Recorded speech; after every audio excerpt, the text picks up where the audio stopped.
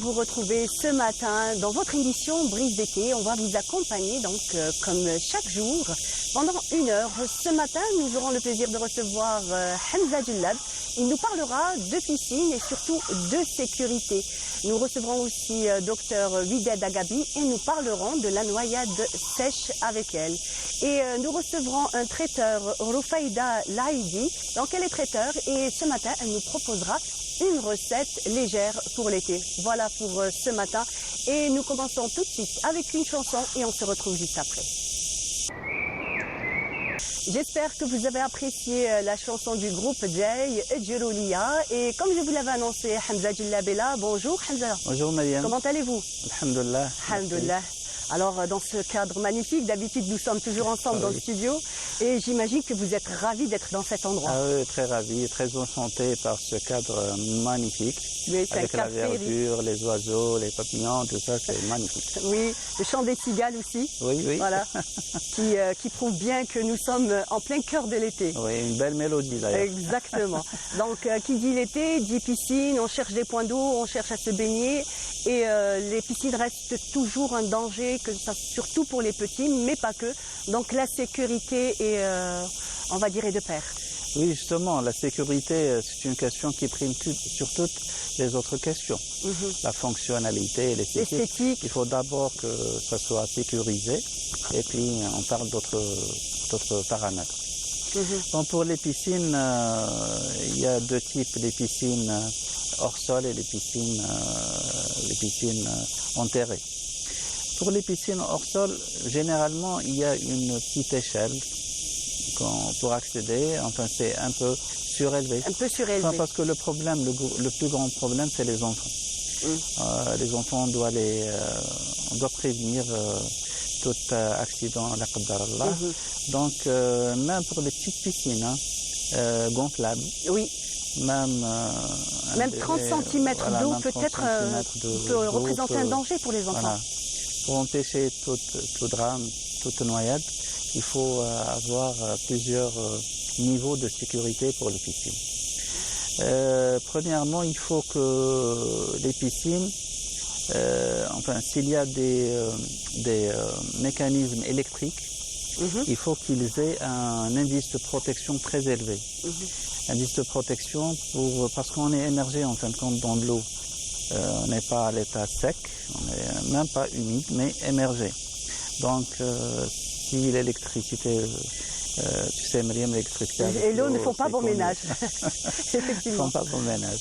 Donc, il faut que tous les appareils qui font marcher la piscine, parce que des fois, il y a des piscines avec des spots, avec de l'électricité, donc il faut les sécuriser. Ça, c'est le premier point. Pour les piscines enterrées, il faut que la dalle de sol, enfin la dalle au sol environnante avec les margelles et tout ça, soit faite avec des matières non glissantes. Sinon... Mais il y a aussi le rebord maintenant qui n'est plus de pair. Autrefois, il y avait toujours une espèce de rebord un peu surélevé autour des piscines, donc ça ne se fait plus. Les piscines sont, on va dire, au même niveau que le sol. Des fois, les rebords ne sont pas, enfin avec une surélévation, ne sont pas recommandés. Justement. Parce qu'il y a un risque de... Il y a aussi risque d'accident. Voilà. Donc c'est bien d'avoir le niveau, au même niveau, les margelles au même niveau, mais un peu surélevé pour que l'eau de nettoyage des bords ne se verse pas dans l'eau de la piscine. Ça, c'est un premier lieu. Donc, tout ce qui est environnant à l'espace eau, disons, il faut y veiller. Maintenant, pour la protection, même un adulte peut avoir un malaise à l'intérieur de la piscine. Oui. Et pour les enfants, ils ne font pas de bruit. C'est au contraire, c'est comme on voit à la télé, comme ça, des fois des films, l'enfant crie. Non, il peut se noyer sans crier. Donc si on le laisse seul ou un lieu où il peut avoir un malaise, donc il faut bien protéger la piscine, Mariam. Donc il y a deux niveaux de protection. Il y a sur le plan physique, on va en parler, il y a aussi la protection par rapport à l'eau elle-même. Parce que l'eau elle-même doit avoir des caractéristiques pour ne pas nuire à notre santé aussi. C'est-à-dire le risque n'est pas seulement la noyade, mais aussi on peut avoir des irritations sur la peau, on peut avoir aussi des problèmes Oui, dans nos yeux. oculaire, oui. Voilà, surtout pour les gens fragiles, Mariam. Donc, Entre autres, les femmes enceintes, pardon. oui, Voilà. les petits, les plus jeunes aussi, donc sont très Voilà, sensibles. exactement. On sait très bien qu'on met beaucoup de chlore. Est-ce qu'il y a d'autres produits maintenant qui sont Justement. peut-être moins... Oui, maintenant pour expliquer un peu ça, au Oui. niveau de l'eau, hein, la protection pour l'eau doit avoir un pH adéquat entre 7 et 7,6 pH. Pas acide et pas basique, alcalin. Donc une eau alcaline. Non, ça doit être compris dans ce pH. Tu sais, Myriam, nos larmes ont un pH de 7,2. Donc c'est bien d'avoir le pH de nos larmes. D'accord, un petit peu, on va dire, proche Proche de nos du larmes. pH du corps humain. Donc ça c'est important. Ce pH peut être dans les normes, mais il peut ne pas être stable. Il peut varier. Très bien. Donc il faut le stabiliser. Et comment faire? Voilà, comment Pour le faire? Il y a stabiliser? deux autres paramètres qui entrent en jeu. Le TAC et le TH. D'accord. Voilà. C'est des paramètres, on peut les réguler avec des ajouts, c'est-à-dire comme le TAC, disons, il doit être compris entre 150 et 200 ppm. Et ppm, c'est l'unité de, je ne vais pas entrer dans la chimie, de mesure. Et pour le TH, c'est l'eau ne doit pas être trop douce ni trop dure. Okay. Elle doit être comprise en ppm entre 100 et 300. Et tout ça, est-ce que ce sont des tests qu'on peut faire soi-même? Oui, il faut faire. Le premier test, c'est avec des bandelettes. Oui. Voilà. Donc c'est du matériel qu'on retrouve. Sinon, il y a des régulateurs de pH. Donc l'eau, il y a des appareils qui régulent automatiquement. Donc pour la filtration, l'eau, disons le circuit de l'eau dans la piscine, comme on a dit une fois, il y a donc l'aspiration, la filtration et le refoulement. Le refoulement, oui. Pour la filtration, il y a deux niveaux. Donc la filtration avec le sable ou la filtration naturelle avec les plantes. Avec les plantes, oui. Et avec le sable ou le verre aussi, des débris de verre. On peut le faire, la filtration. C'est pour retenir les grands... toutes les petites particules. Voilà, les grandes particules. Mais pour l'eau en elle-même, on peut la traiter avec du chlore, avec du sel aussi, avec des ultraviolets, ou on peut la traiter aussi avec en hybride, UV et sel. Si on utilise le sel en lui-même, on utilise 4 grammes par litre pour toute la piscine, c'est un peu beaucoup. Pour la pollution hybride, on n'utilise que 0,4 grammes par litre. Donc c'est un peu économique et c'est bien aussi pour le corps. Pour le corps. Donc ça c'est le premier niveau. Il faut que l'eau soit limpide, soit claire. Pour le TH, l'eau devient trop calcaire. Donc on voit l'eau devient blanchâtre. Oui. Et puis avec le calcaire, si elle est trop dure, il y a le calcaire, donc elle peut abîmer même l'équipement. Et l'équipement de la piscine, c'est plus ou moins cher. Oui, effectivement. Voilà, donc la sécurité de l'équipement aussi. Voilà, donc quand on investit correctement. On sait très bien que, comme vous dites, c'est du matériel qui coûte très cher, donc l'entretien est important. Et si l'eau est trop douce, par contre, on va avoir de la corrosion au niveau des engrenages et tout ça, des appareils. Une question, si par exemple l'eau de la piscine verdit trop souvent, ça serait dû à quoi? Bon, il y a des signes visuels comme ça qui nous donnent une indication sur la non-conformité de l'eau pour nager. Maintenant, si la filtration est avec les plantes naturelles, l'eau doit être forcément verte. Oui, bien entendu. Mais là, on peut même la boire. Mais c'est un autre niveau De filtration. de filtration et de traitement de l'eau. C'est Mhm. naturel, c'est avec les plantes. Néanmoins, on doit vérifier, Myriam, à chaque fois, le pH, au moins une fois par semaine.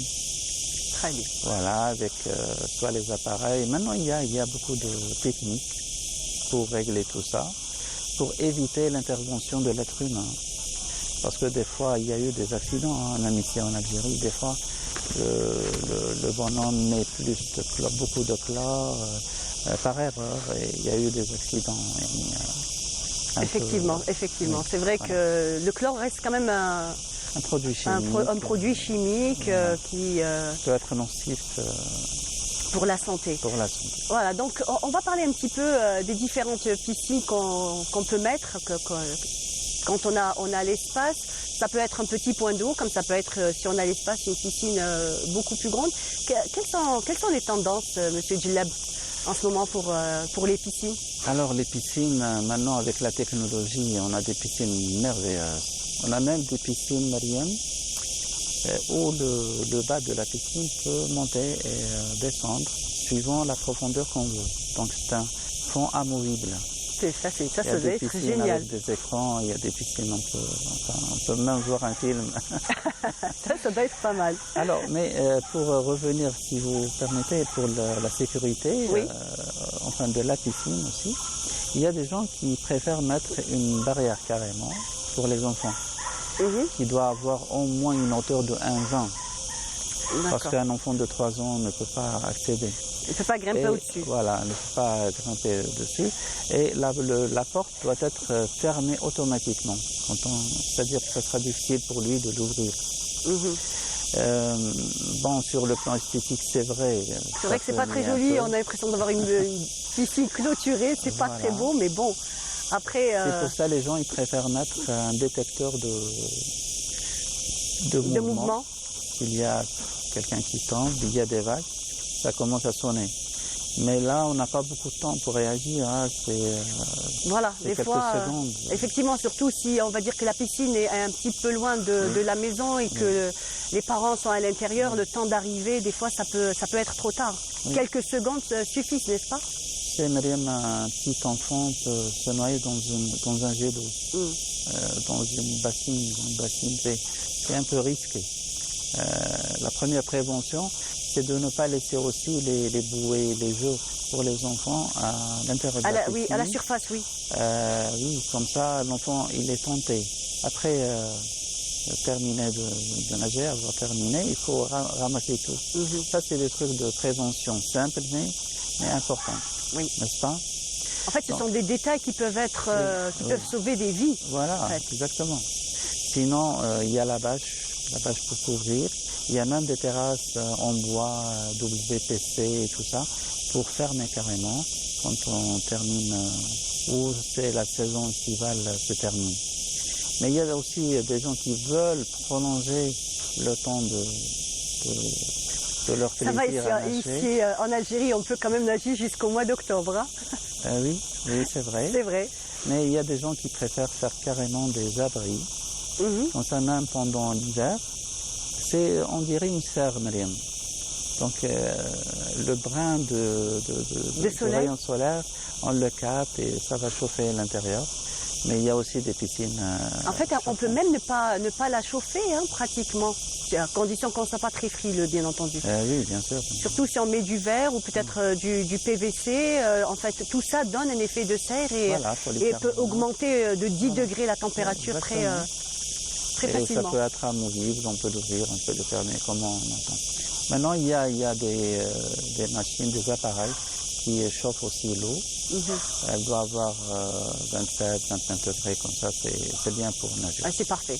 Voilà. Pour se baigner, je pense que c'est bon, surtout pendant l'hiver. Pour les tendances, généralement, il y a des gens qui ont un cadre architectural un peu ancien, à l'ancienne, ou comme ce cadre est... Comme ce cadre, oui.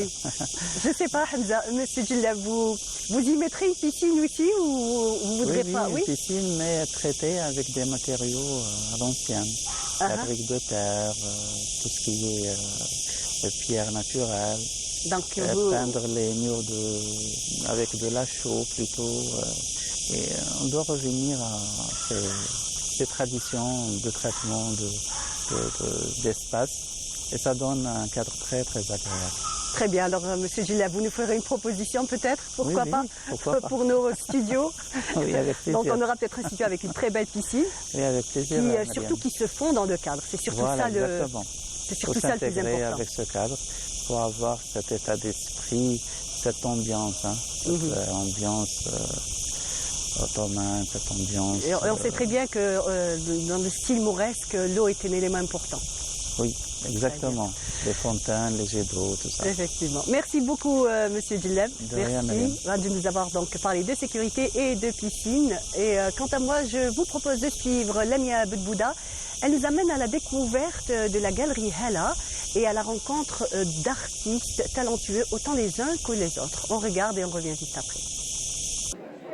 Nous sommes à Hala Art Gallery, où 9 talentueux photographes nous embarquent dans un voyage de lumière et d'images à travers des portraits, des paysages et le patrimoine d'une Algérie aux 1001 facettes.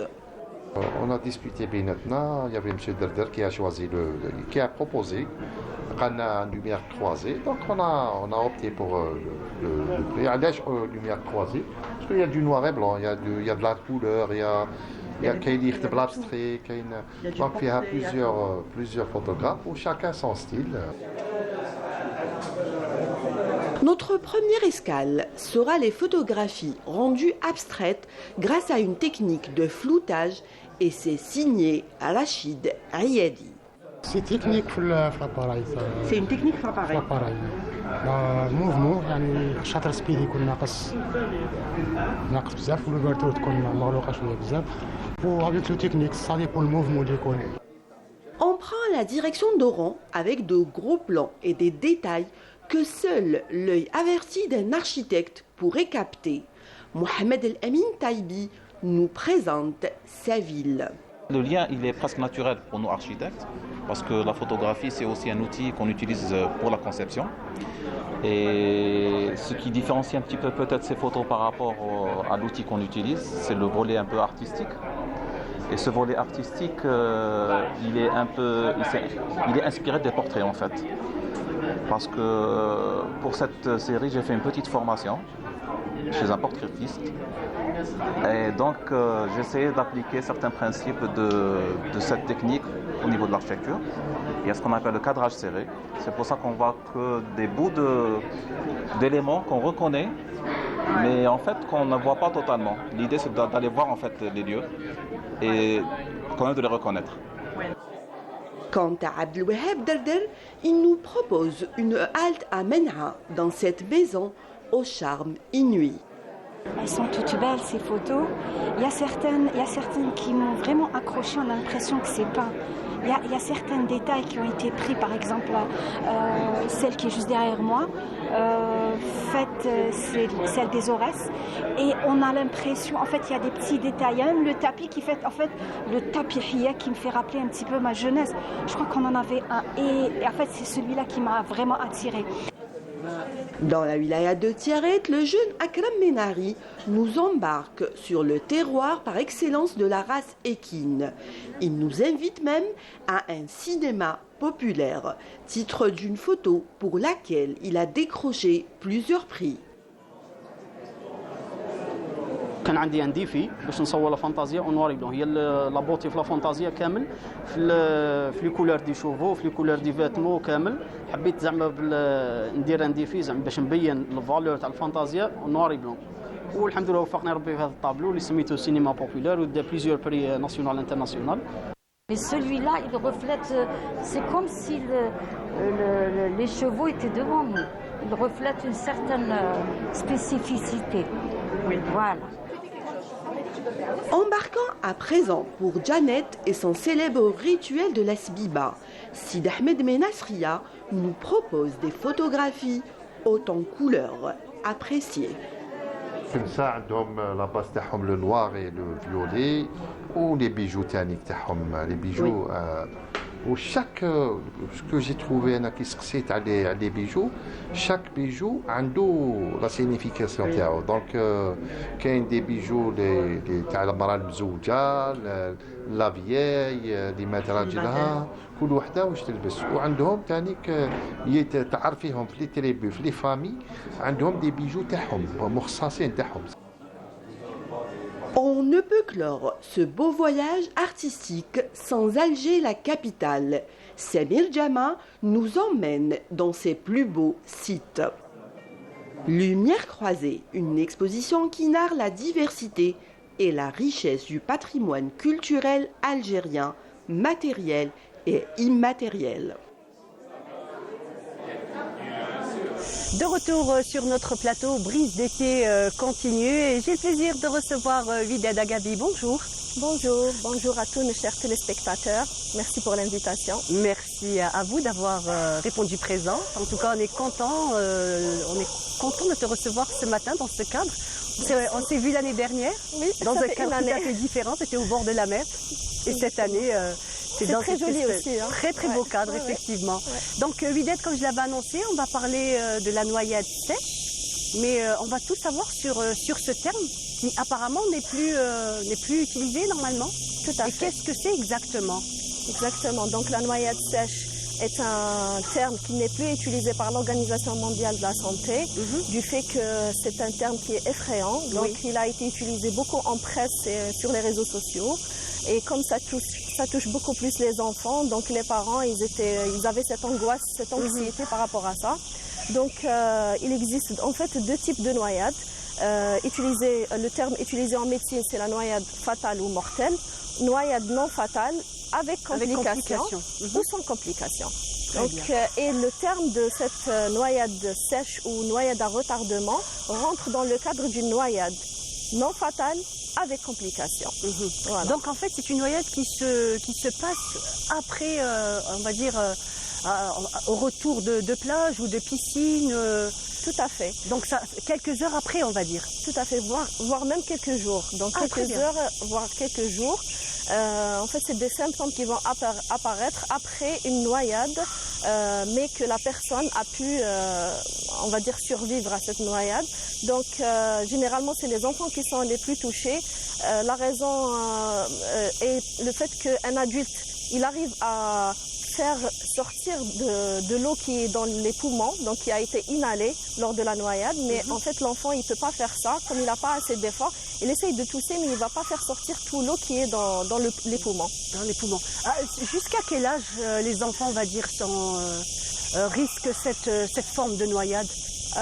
En fait tout le monde peut être touché, mais beaucoup plus les enfants. Surtout, on va dire, jusqu'à... En bas âge ou même en bas âge, voilà, en bas âge surtout. Qui n'ont pas l'effort de tout qui peut leur permettre d'évacuer l'eau qui est dans les poumons. Voilà. En fait, comment ça se passe, docteur Agabi? Ils sont dans l'eau, ils absorbent une grande quantité d'eau, en fait, qui ne part pas dans l'estomac, mais dans les poumons. Dans les poumons. Et en fait, ils s'en rendent compte, c'est ça?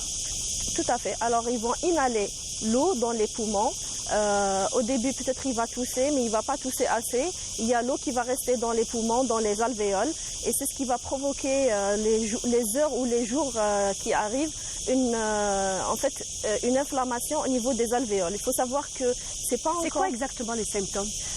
Il faut savoir que déjà la physiopathologie n'est pas encore connue. C'est l'hypothèse qui a été mise actuellement. On parle d'une inflammation des alvéoles qui va provoquer justement certains symptômes, notamment la gêne respiratoire, une toux incessante, une fièvre par exemple, un teint grisâtre ou un teint pâle, une douleur abdominale, des vomissements parfois. Donc tous ces symptômes vont rentrer dans le cadre de vont être, on va dire, l'annonciateur de cette inflammation qui est installée dans les poumons, donc qui vont nous alerter ou alerter les parents justement pour penser à emmener l'enfant aux urgences.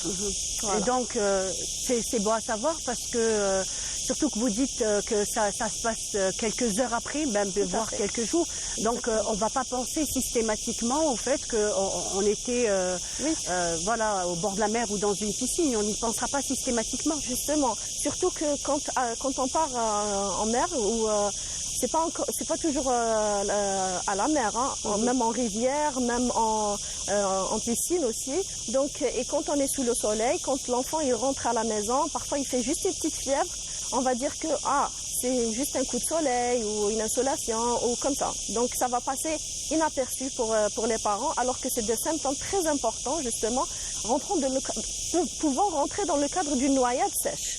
Voilà. Donc et les enfants, quand ils font cette noyade, parfois c'est-à-dire que ça ne dure que quelques secondes, mais les dégâts peuvent être graves. Voilà. D'accord. Quelles sont les séquelles alors on va dire dans les formes graves, qu'est-ce qui peut arriver et dans les formes moins graves? Justement, donc quand on a cette noyade avec complication, la complication principale c'est la complication respiratoire. On a une insuffisance respiratoire qui peut s'installer et on peut avoir une pneumonie infectieuse, donc carrément qui va nécessiter une hospitalisation, parfois même en réanimation. Et si c'est pas pris à temps, donc ça peut mener jusqu'au décès du patient. Voilà. Il y a plusieurs patients à travers le monde des cas qui ont été rapportés à travers le monde, donc qui n'ont pas consulté au bon moment et malheureusement la conséquence c'était le décès. Voilà. C'était trop tard.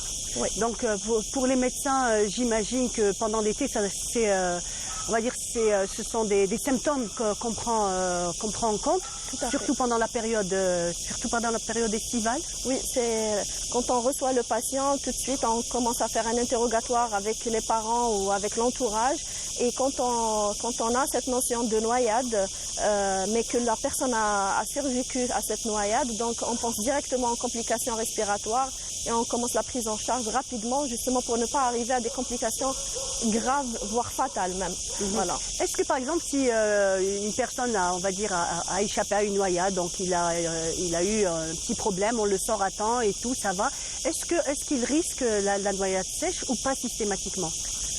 Pas systématiquement, c'est-à-dire que si tout l'eau qui était dans les poumons est sortie, donc il n'y a pas de risque. Mais s'il reste toujours une quantité d'eau dans les poumons, elle va provoquer une inflammation, parfois une surinfection, c'est ce qui va donner des symptômes justement. C'est pour ça que quand on sort le patient de l'eau, on lui demande de tousser et tout, donc ça va aider l'eau à sortir. Voilà. Donc parfois, il y a des patients qui restent, c'est-à-dire qui gardent cette toux quelques heures après ou quelques jours après, mais personne ne fait attention à cette toux, donc pour eux ça va passer, c'est juste une irritation. Voilà, justement, on se dit surtout si on est au bord de la mer, donc le sel un petit peu ça irrite, on sait très bien que ça irrite, donc on va se dire que c'est juste une petite irritation et que ça va passer, mais en fait il faut rester vigilant. Exactement, donc dès qu'il y a une noyade, après les heures qui suivent ou les jours qui suivent, il faut rester vigilant, donc garder l'œil sur ce patient, enfin sur cette personne ou cet enfant surtout, parce que les enfants sont les plus susceptibles, ils n'arrivent pas à décrire le problème qu'ils ont, donc un adulte il peut décrire, il dit que j'ai une gêne et tout, mais l'enfant il ne peut pas vraiment décrire les symptômes, donc on garde l'œil sur l'enfant et on reste très vigilant, moindre symptôme, on consulte dans le cadre de l'urgence. D'accord. Voilà. Docteur Agabi, comment savoir qu'on a dégagé complètement toute l'eau des poumons? C'est quand on n'a plus de symptômes, justement. Donc, si on a dégagé, si on a toussé suffisamment, on n'a plus cette gêne, justement, on ne développe pas d'autres symptômes au cours des heures qui suivent ou des jours qui suivent. Normalement, on a tout dégagé des poumons. Voilà. Donc en fait, les parents doivent être vigilants, attentifs pendant, comme vous avez dit, les heures qui suivent et même quelques jours. Jusqu'à combien de jours à peu près on doit rester quand même vigilant? Généralement, c'est 72 heures. Donc c'est 3 jours à peu près qu'il faut être vigilant durant cette période. Donc c'est parfois, je dis, c'est des symptômes qui peuvent passer inaperçus, par exemple des lèvres bleues. Donc une petite fièvre, une toute petite gêne respiratoire, donc un changement dans le comportement de l'enfant, une somnolence, des vertiges. Donc tous ces symptômes doivent alerter les parents et doivent les emmener. Une baisse d'appétit, est-ce qu'aussi peut-être une baisse d'appétit aussi? Oui, un changement de comportement, une irritabilité, perte d'appétit, donc tout changement de comportement de l'enfant donc doit nous alerter en tant que parents. Voilà. Donc au cas où, par exemple, on voit, comme vous le dites, un changement de comportement au retour de plage ou de piscine, comme vous le dites, ou même la rivière, puisqu'il y a des endroits où on se baigne aussi dans la rivière. Donc restez vigilants et restez attentifs, et surtout au cas où il y a quelque chose, il y a une anomalie qu'on voit au niveau de notre enfant ou même de l'adulte.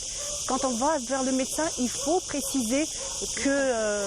Tout à fait, c'est une notion très importante qui peut nous orienter en tant que médecin, justement pour faire une prise en charge rapide, faire les radios nécessaires et prendre le traitement nécessaire à temps pour ne pas justement tomber dans les complications. L'insuffisance respiratoire, c'est une complication très très grave justement qui peut emmener le patient vers une hospitalisation en réanimation, parfois même être sous respirateur et tout, et c'est ce qui va endommager les poumons.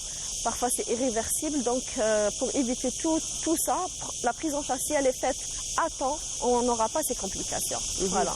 Très bien. Donc, docteur Agabi, est-ce que c'est un problème fréquent que vous voyez au niveau des services? Alors, pas très très fréquent, c'est plutôt la noyade, on va dire, on a plus des noyades avec complications très graves qui arrivent juste après, c'est-à-dire qui vont avoir... Sont directement évacués. Voilà, gêne respiratoire sur le coup, évacués, parfois on peut les sauver, parfois non, justement. Donc, mais généralement, cette noyade sèche ou noyade non fatale avec complications, on n'a pas trop de... C'est-à-dire que ce n'est pas un motif de consultation très très très fréquent, mais il y a plusieurs cas qui ont été rapportés. Il faut être vigilant justement. Il y a eu des cas de décès, donc pour ne pas justement avoir ces cas de décès, on reste vigilant sur cette entité. On n'en parle pas beaucoup justement, donc l'occasion pour sensibiliser les parents, voilà, et pour surtout que les parents... Par rapport aux parents, donc il faut être vigilant quand on prend les enfants ou quand on les emmène à la mer ou en piscine. Donc il faut bien les surveiller, il faut garder toujours l'œil et voilà, donc pour éviter toutes sortes de noyades. Toutes sortes de noyades, d'insolations, de complications. Même au niveau de l'alimentation, il faut faire très attention parce qu'on sait très bien qu'il y a beaucoup d'intoxication aussi pendant l'été. Oui, tout à fait. Donc l'intoxication alimentaire, là par contre c'est un motif de consultation très fréquent en été. Il y a plusieurs facteurs justement par rapport à ça. Donc on reste vigilant par rapport à l'alimentation, on garde l'œil sur l'enfant, on le protège du soleil, ça c'est très important aussi, justement pour prévenir une insolation. Et voilà, donc aussi s'hydrater beaucoup. Tout à fait, oui, l'hydratation reste importante. Aussi en été, donc les enfants, les personnes âgées, les personnes justement fragiles, il faut s'hydrater. Il ne faut pas attendre à avoir soif, mais s'hydrater comme ça, donc tout au long de la journée, voilà, donc pour éviter la déshydratation. Est-ce que, docteur Agabi, il faut suivre, on va dire les normes? On dit qu'il faut boire 1,5 litre par jour. Ou est-ce que d'une personne à l'autre, c'est différent? Peut-être au niveau, je ne sais pas, de la transpiration, il y a des personnes qui transpirent plus que d'autres, qui ont plus besoin de s'hydrater que d'autres? Tout à fait. Alors, pour une personne normale, le minimum, c'est 1,5 litre. C'est-à-dire, si on boit plus, c'est toujours bien. Mais par exemple, pour les personnes cardiopathes, les insuffisants rénaux et tout, il y a une quantité d'eau bien limitée. Il ne faut pas boire beaucoup, mais il ne faut pas aussi ne pas boire pour ne pas tomber dans la déshydratation. Par exemple, les insuffisants rénaux, généralement, il y a le médecin néphrologue qui va préciser la quantité d'eau que la personne doit prendre. Bien sûr, avec la quantité qu'il va prendre en lait, en jus, c'est-à-dire qu'il y aura tous les liquides sont pris en compte. Exactement, oui, exactement. Donc, la quantité sera précisée par le néphrologue. Voilà. D'accord. Et est-ce que quand on est au bord de la mer, il fait très chaud, on est sous le parasol, est-ce qu'on doit boire un peu plus? Oui, bien sûr, bien sûr. Donc, toujours ne pas attendre une soif. Toujours s'hydrater. Il faut... comme je dis à mes patients, il faut toujours garder la bouteille à côté pour boire, pour se rappeler justement, parce que parfois on a tendance à oublier de s'hydrater. Voilà. De s'hydrater. Encore quelques conseils, docteur Agabi, surtout pour la saison estivale? Tout à fait, oui. Alors en été, il y a plusieurs complications, surtout en bord de mer ou de piscine, donc tout ce qui est noyade, intoxication alimentaire, insolation, les coups de soleil aussi. Donc quand on part comme ça pour se baigner, il faut toujours protéger la peau protéger donc la tête avec un chapeau, s'hydrater bien, garder l'œil sur les enfants, ne pas s'aventurer aussi pour les adultes, ne pas faire trop confiance à la force. Sa condition physique, c'est vrai. Tout à fait. Donc, et quand il y a la mer qui est agitée, que la protection civile, ils annoncent que la baignade est interdite, il faut suivre les consignes parce que justement, ça nous évite des drames tels qu'une noyade et un décès. Voilà. Donc, Et même aussi quand il y a des vagues, j'avais donc un parent qui était dans l'eau pendant que la mer était agitée. Et ce qui s'est passé, c'est qu'en fait, il a reçu une vague au niveau de la nuque. Il a été bon, on va dire, emporté et tout, mais en fait, ça lui a laissé énormément de séquelles. En fait, c'était cette espèce de, presque comme un coup, on va dire, qu'il a reçu au niveau de la nuque. Justement. Ça peut être vraiment dangereux, mis fait. à part la noyade en mer agitée. Exactement, tout à fait. Donc, c'est très dangereux. C'est-à-dire, la mer, il faut toujours avoir peur. Il faut être toujours en sécurité et essayer de ne pas s'aventurer parce que il y a beaucoup de personnes qui se baignent par exemple dans des endroits où c'est pas protégé, il n'y a pas de maître nageur à côté pour intervenir s'il y a une noyade ou n'importe quel problème. Donc toujours ne pas s'aventurer. Protégez-vous, protégez vos enfants, c'est important en été. Et ne pas oublier de protéger la peau avec un écran total SPF 50. Justement, Dr Agabi, j'espère qu'on va vous recevoir dans une autre émission où on parlera encore d'autres petits bobos de l'été. Oui, oui. Voilà, très bien. Merci, avec plaisir. merci beaucoup, Dr Agabi. Merci à vous. Merci. Donc, on vous retrouvera dans d'autres émissions où on parlera encore d'autres petits bobos de l'été. Avec plaisir. Merci pour l'invitation. Merci beaucoup. Quant à nous, je vous propose une petite pause musicale et on revient juste après. De retour sur notre plateau, comme je vous l'avais annoncé ce matin, j'ai le plaisir de recevoir Rofeida Laïdi. Bonjour. Bonjour. Vous êtes traiteur? Oui. Traiteur formatrice. Pardon? Traiteur formatrice. Traiteur formatrice. Merci d'être là ce matin. Et de nous avoir apporté ces mets pour cette matinée. En tout cas, ça met l'eau à la bouche. Oui. Ça donne envie, ça a l'air d'être bon. Qui dit été dit chaleur, et qui dit chaleur, on a toujours tendance à vouloir manger léger. Oui, beaucoup de légumes, des Voilà. fruits aussi. Et on ne reste pas debout trop longtemps à la cuisine. Effectivement. Alors on essaye toujours de faire des choses plus rapides à faire ou de les préparer à l'avance. On peut les garder comme ces plats, on peut les garder au frigidaire. En fait, ça se mange froid? Oui, et en général ça se mange froid, surtout qui met chouka, par exemple. On peut la manger chaude et froide. On va parler de chouka. Oui. C'est à base de quoi exactement? Il y a plusieurs variétés de chouka. Oui. D'accord. Ça, j'ai fait la chouka la plus facile, la plus rapide. J'ai pas fait griller les poivrons, non. J'ai fait une petite sauce avec de la tomate concentrée, de l'huile, un peu d'ail. Après, j'ai coupé des poivrons comme ça, crus. D'accord. Et j'ai fait revenir. Bon, il faut un peu de patience quand même. Le temps de faire de la vaisselle, oui. D'ailleurs, ça ramollit. Après, j'ai rajouté un peu d'eau. J'ai laissé frémir et j'ai mis des œufs. Soit vous les battez en omelette, et c'est-à-dire on les répartit. Sinon, on fait chaque personne. D'accord. Pour qu'elle soit un peu consistante. Oui. Voilà. C'est tout. Alors c'est la plus facile, c'est-à-dire je prends pas beaucoup de temps à la faire. Donc juste, on a du poivron, de l'ail, de la tomate. De la tomate concentrée. Concentrée, pas de tomate fraîche? Non, du tout. D'accord. En général, la tomate différent? fraîche. Oui, le goût il est différent. D'accord. Et celle-là, c'est-à-dire on peut la garder plus longtemps qu'avec de la tomate fraîche. Parce que la tomate fraîche, quand elle reste longtemps, elle crasse. Ah ok, ça je ne savais pas. Oui. Moi j'aurais mis de la tomate fraîche, mais là vous dites que ça se conserve beaucoup mieux. Oui, mieux qu'avec la tomate fraîche. Très bien. Avec la tomate concentrée. Bon, Notre c'est on fait griller, par exemple les poivrons, on fait griller les tomates, de l'ail aussi. Pas de, comment dire, mais oui. Ici sur Alger par exemple ils le font pas cuire. Nous, à Constantine, on fait cuire. Après avoir grillé les poivrons et les coupés, vous les remettez je les remets sur, par exemple, une poêle. Et je suis obligée, c'est-à-dire de dessécher de l'eau. Et ça se conserve plus longtemps avec de l'huile d'olive.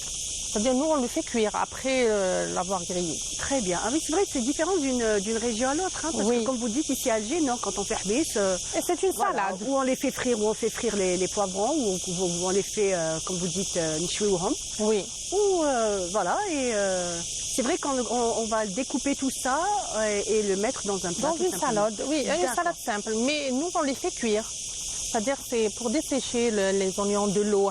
Parce qu'en général, ça vraiment. D'accord. Ça devient vraiment trop En fait, il y humide. aura de l'eau dans, Beaucoup, dans oui. cette chouchouka et moi, elle pourra se Se conserver. conserver. Très bien. Merci pour l'astuce, je ne savais pas. Donc, Alors, on va passer. l'autre, au plat c'est-à-dire suivant. nous, c'est-à-dire aujourd'hui, c'est pas la salade d'un maïs Habituel. sans, Oui. oui, l'incontournable. Celle-là, je l'ai faite comme taboulé. Très bien. Taboula rose. Et c'est quoi exactement? Alors, il y a du riz, j'ai mis de la coriandre fraîche coupée, du persil, il y a de l'oignon et de la tomate. La vinaigrette, il y a de la mélasse de grenade et de dattes. Alors, citron, l'huile d'olive. Et j'ai mis un tout petit peu de semer. De quoi? Semer. Et c'est quoi ce mec? C'est comme une épice, elle est acide. Ah, ok. Ça donne de l'acidité, alors le goût, il est vraiment très très bon. Et ça change de toujours faire la même salade de riz. Voilà, on va dire Incontournable. la classique. Oui.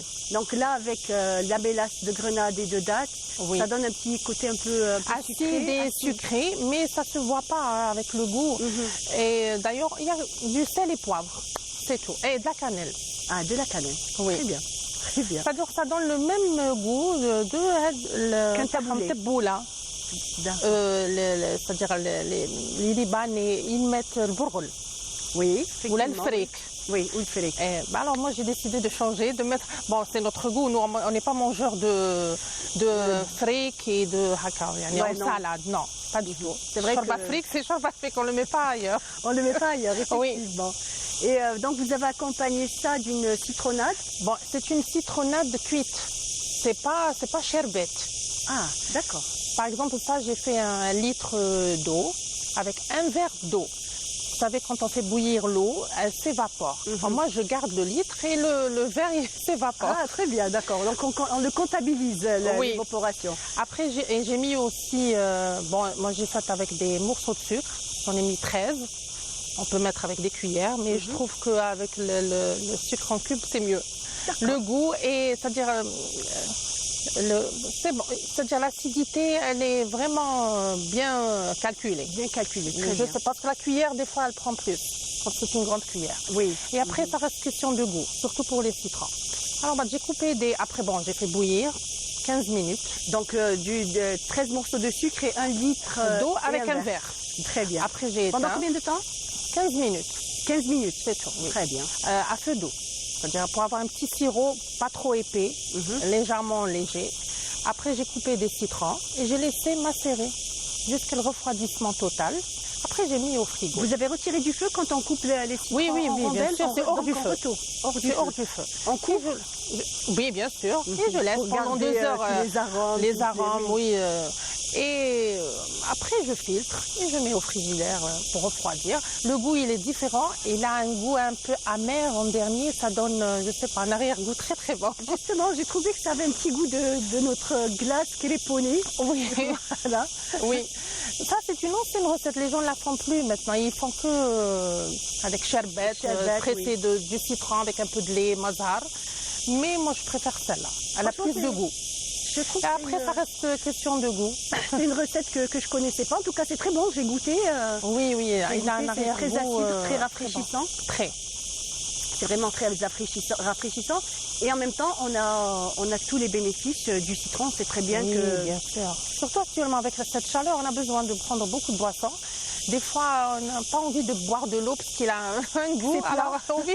Oui, c'est plat, oui, effectivement. Alors, c'est pour changer un tout petit peu, mettre des goûts, mettre des ice tea, par exemple, ou des fruits dans de l'eau. Et ça rafraîchit, ça donne un bon goût.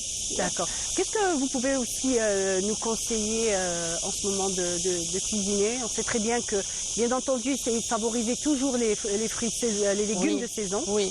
Donc, entre autres, aubergines, haricots verts, courgettes, poivrons, tomates. Oui. C'est Il y le a une symbole de l'été. variété, hein, oui. Ouais. Moi, je conseille aux gens de manger beaucoup de légumes. Moi, je suis du genre, je suis légumes et fruits. C'est-à-dire, d'ailleurs, je fais des fois des salades, même avec des fruits. Par exemple, du riz, je peux rajouter des raisins, ça donne un très très bon goût. Le goût acide avec... Et en même temps, il faut le dire, hein, nos légumes ici en Algérie, nos légumes algériens sont délicieux, sont goûteux. Ils ont énormément de saveurs. Oui. C'est vrai. Hein. C'est une réalité. Hein. C'est une réalité, c'est vrai. Et tout, il n'y a pas que les légumes, même de la viande, les poissons. Tout à fait. Ça n'a rien à voir. Tout à fait. Le goût, il est différent chez nous. Il est naturel. On a un produit vraiment bio. En même temps, le soleil, le climat, tout ça aussi joue. Oui, un très grand rôle sur ça. Inch'Allah, il Inch'Allah. Une chose est sûre, c'est que ce soit les touristes ou nos émigrés, quand ils rentrent à Alger, la première des choses, quand ils arrivent, c'est clair, c'est d'abord les retrouvailles familiales et tout, le bonheur. Mais après, il y a la table, il y a cette table avec nos plats traditionnels qui réunit. On sait très bien qu'un repas est un moment très important convivial, dans la famille. Oui, c'est l'emma, comme on dit, entre nous. D'ailleurs, même, c'est même pas des immigrés, même nous, entre sœurs, entre tantes, c'est-à-dire, je sais pas, une nostalgie maintenant. Actuellement, pour moi, c'est une nostalgie. Oui, se rencontrer, parce que c'est plus comme avant. On se rencontre plus comme avant. C'est un peu rare maintenant. C'est plus compliqué, on va dire. C'est la vie, voilà. Oui. Beaucoup plus d'obligations entre le travail et tout. Difficile de lier tout ça. Mais reste que je sais qu'on fait tous l'effort. Oui, même quand on fait shikshouka, shtetha batata, par exemple, à table, ça c'est dinyo me fait, comme on dit. Apparemment, je crois que l'odeur de la tchoukchouka et de la salade, je crois bien qu'elle a attiré beaucoup de monde. Hein. Oui. Non, c'est très très bon. J'espère que vous allez aimer. Même nos spectateurs, ils vont essayer aussi de faire ces recettes pour changer. Le changement, il vaut bien changer. De temps en temps, les goûts, c'est-à-dire qu'il faut goûter. Il faut apprendre à goûter. Après, il y a des gens, quand ils mangent ça, j'aime pas. Non, il faut goûter. Il faut goûter, justement, c'est vrai, c'est le problème. Surtout, les enfants et les adolescents sont très compliqués. Oui. Donc, comme ça, de prime abord, ils ne veulent même pas connaître le goût du plat. Donc, toujours essayer de goûter. Les jeunes, c'est la mayonnaise. Elle est toujours présente. Il ne reste que le couscous, ils ne mettent pas la mayonnaise. Il n'y a que le couscous qui a échappé. Oui, c'est tout. Mais sinon, tout passe. À la mayonnaise et ketchup. C'est vrai, effectivement, oui. Mais reste que quand même, la cuisine traditionnelle algérienne fait toujours partie de nos traditions, de nos habitudes culinaires. C'est clair que... C'est un patrimoine, il est très vaste. On a une variété vraiment... En tout cas... Je perds les mots.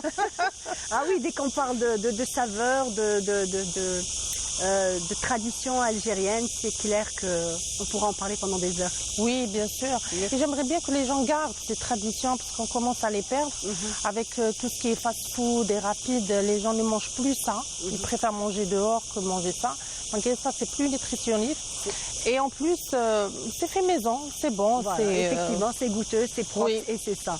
Merci beaucoup, Roufaïda, merci pour ces plats.